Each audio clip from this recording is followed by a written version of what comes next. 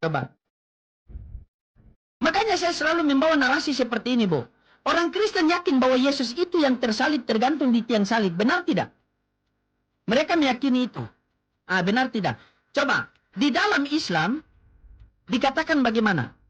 A'udzubillahi minasyaitonirrajim. Aku berlindung dari godaan setan yang terkutuk. Sementara di dalam Bible Galatia 3:13, Kristus telah menebut kita dari kutuk hukum Taurat dengan jalan menjadi kutuk. Bu Santi menjadi poluan, berarti Bu Santi poluan kan? Benar? Bang Kiko menjadi tentara, berarti Bang Kiko tentara kan? Kristus telah menebus kita dari kutuk hukum Taurat dengan jalan menjadi kutuk, berarti terkutuk tidak dia di atas pohonnya. Nah, sekarang kita cari siapa yang mengutuk dia di atas tiang itu. Itu Galatia 3:13 adalah penggenapan dari nubuatan Ulangan 21 nomor 23. Coba Ibu baca. Ulangan 21 nomor 23. Coba Ibu baca. Tidak mungkinlah Bapa mengutuk anak. Bertentangan dengan ayat yang mengatakan inilah anakku yang aku kasihi, kepadanya aku berkenan. Coba. Ulangan 21 nomor 23. 23. Sebab seorang yang digantung terkutuk oleh Allah, janganlah engkau menajiskan tanah yang diberikan Tuhan Allahmu kepadamu menjadi milik pusakamu. Sebab orang yang tergantung terkutuk oleh Allah, berarti Yesus dikutuk oleh Bapaknya. Sementara itu nubuatannya, penggenapannya ada di Galatia 3:13. Ibu tahu tidak siapa yang tergantung terkutuk di kayu salib? Kutunjukkan jawabannya sama Ibu. Terserah Ibu buat pakai berpikir atau tanya kepada Pak Pendeta. Kutunjukkan ayat siapa yang tergantung terkutuk di kayu salib. Baca Ulangan 27 nomor 25, dicatat itu, Bu.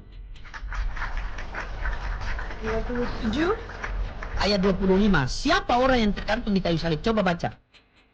Menurut data ya, bukan menurut tafsiran ini. Karena saya berdata ini.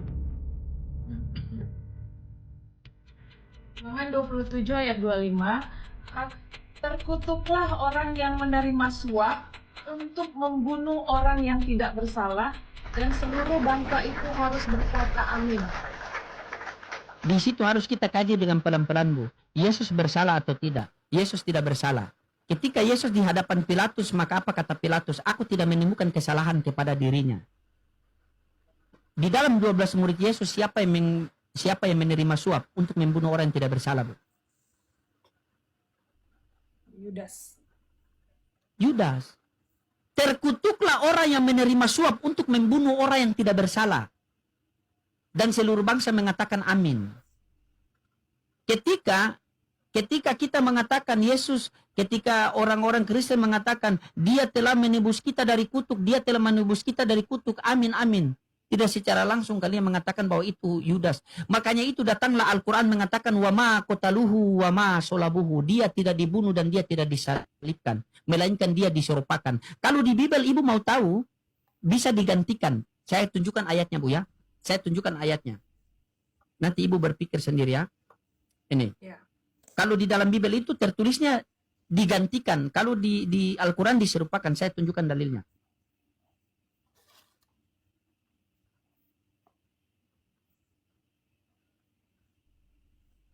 Coba Ibu buka di dalam Amsal 21 nomor 18. Amsal 21 nomor 18. Amsal 21. Orang fasik menjadi tebusan bagi orang benar, dan pengkhianat menggantikan orang yang jujur. Orang fasik sebagai pengganti orang benar, dan pengkhianat sebagai pengganti orang jujur. Di antara 12 murid Yesus, siapa yang berkhianat? Ya, Yudas Iskariot. Yudas, dapat Yudas lagi. Berarti sudah 2 nih, merujuk kepada Yudas nih. Nah, sekarang yang terakhir, Bu ya. Ketika oknum Yesus yang dipaku di kayu salib itu, dia teriak begini, Bu. Eli Eli lama sabachthani. Artinya apa itu? Allah, mengapa engkau meninggalkan aku? Allahku, Allahku, kenapa engkau meninggalkan aku? Coba Bu Santi baca Yohanes 8:29. Yohanes 8 ayat 29. 29. Ya. Ia yang telah mengutus aku, menyertai aku, ia tidak membiarkan aku sendiri, sebab aku senantiasa berbuat apa yang berkenan kepadanya. Iya, catat Bu. Ketika ada oknum Yesus yang terpaku di kayu salib, dia teriak, Eli Eli lama sabaktani, Allahku Allahku kenapa engkau meninggalkan aku. Tetapi penekanan sebelum terjadi penyaliban, Yesus sudah mengatakan di situ, dia yang mengutus aku, dia tidak akan membiarkan aku sendirian. Coba, dia tidak akan membiarkan aku sendirian.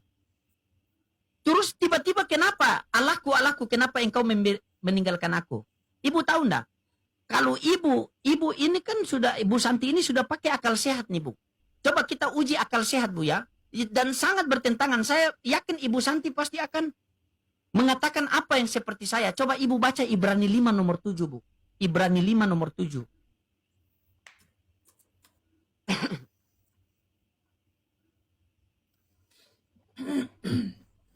Ibrani 5 ayat 7, dalam hidupnya sebagai manusia, ia telah mempersembahkan doa dan permohonan dengan ratap tangis dan keluhan kepada Dia yang sanggup menyelamatkannya dari maut, dan karena kesalehannya ia telah didengarkan. Dalam hidupnya sebagai manusia, ia telah mempersembahkan doa dengan penuh ratap tangis dan keluhan kepada Dia yang sanggup menyelamatkannya dari maut, yaitu kematian. Benar? Ya. Yang sanggup menyelamatkannya dari kematian.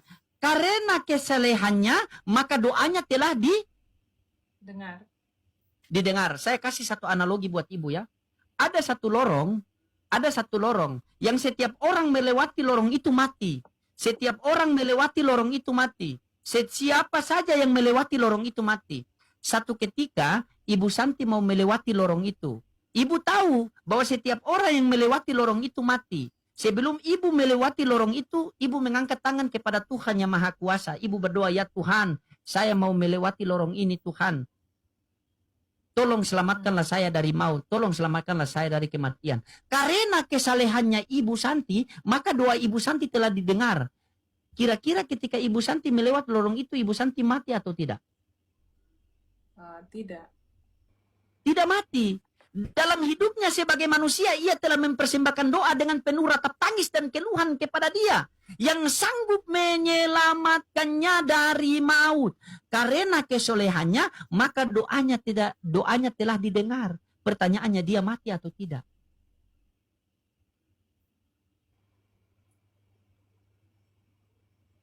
Doanya tadi itu kan, ya Bapakku, jikalau cawan ini berlalu daripadaku, biarkanlah berlalu. Berarti Yesus minta agar penyaliban itu jangan terjadi. Ingat penekanan di situ. Karena kesalehannya, maka doanya telah didengar. Coba. Berarti doa Yesus didengar atau tidak?